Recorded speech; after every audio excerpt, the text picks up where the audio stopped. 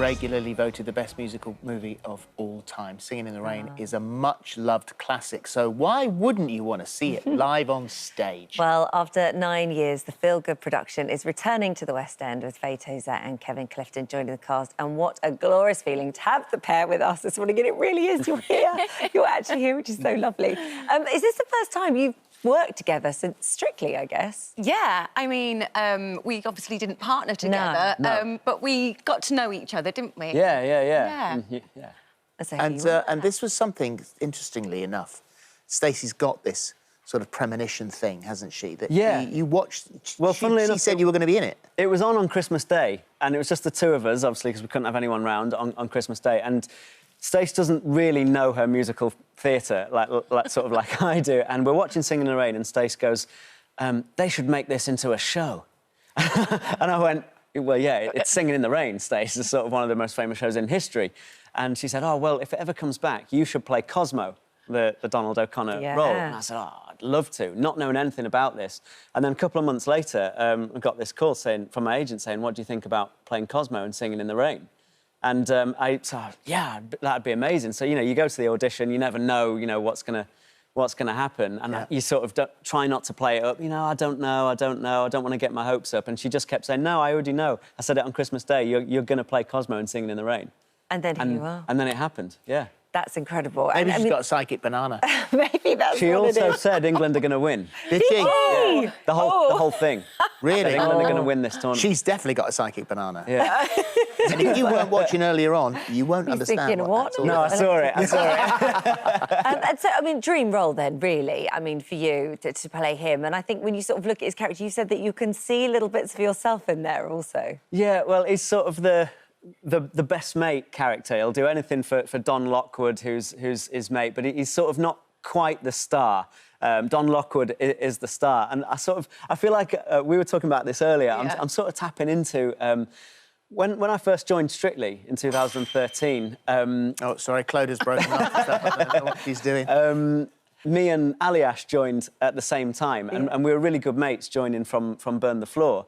And sort of, Aliash is this beautiful guy, and everyone went, "Whoa, look at this guy, look at Aliash, he looks amazing." And I was sort of, "And here's his mate Kevin from Grimsby." So I'm sort of tapping into that and the relationship between Don and Cosmo. So obviously I'm playing opposite Adam Cooper, who is basically the Gene Kelly of this generation. He's one of the most incredible dancers in the world. Yeah.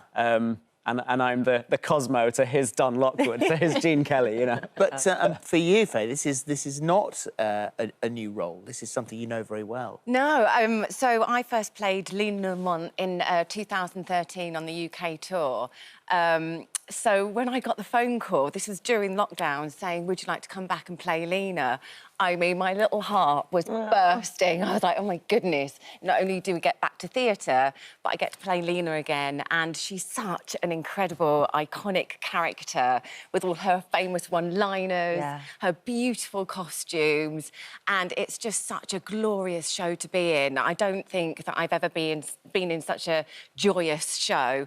And Lena's track, I get to watch the incredible cast do all their huge numbers, and it's just, I can't wait. I really can't wait. Do you have to be careful with your voice? I do. With her, because she's got those kind of screams sort of thing. She, so Lena's character is basically, it's when the silent movies changed into the talkies, and it doesn't translate for Lena because she has this most horrendous voice. If you've seen the movie, you'll kind of get the gist. So Lena has also a really, really strong sort of old school... How does it sound? So one of the famous lines is, "I can't stand him," and she says, "I can't stand him." So it kind of goes from there, but you do have to be careful. Well, my larynx is very high when I do it. Your steps fans will be like, "Don't damage her." I know, but I have to kind of use it as a singing sort of training and warm up with everybody and just warm down my larynx afterwards. So, yeah, you have to be careful. and just the fact that we are, and we've said this before a couple of times actually, because it is still so wonderful to be able to say it, just the fact that we're talking about the show opening is incredible. Yeah, this is it. And do you know what? Like Singin' in the Rain and these sort of old school, lovely musicals like Singin' in the Rain tended to come into having sort of massive success in like post-war periods.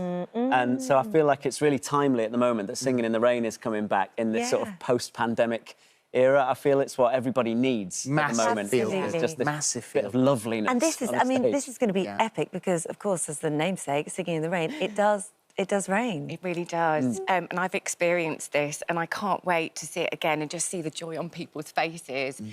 So there's 6,000 tonnes? No, it's like 6,000 litres. 5 tonnes, the equivalent of 5 tonnes of water. So on the stage, you've got like slats and you've got gaps in between and the water gets pushed up. So you've got at least an inch of water on the floor so you can splash around in it.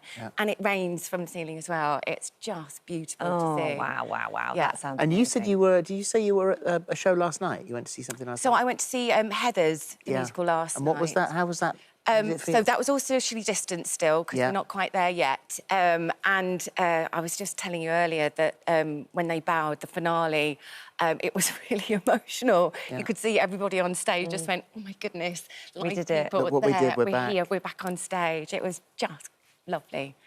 Amazing. So hopefully you've got a new album coming out on the 10th of September, I think. Hopefully you're looking forward to it, excited to tour. Yeah, November. In so November. everyone's Not really, long. really confident. We've Not got long. our UK arena tour with Steps as well. Yes.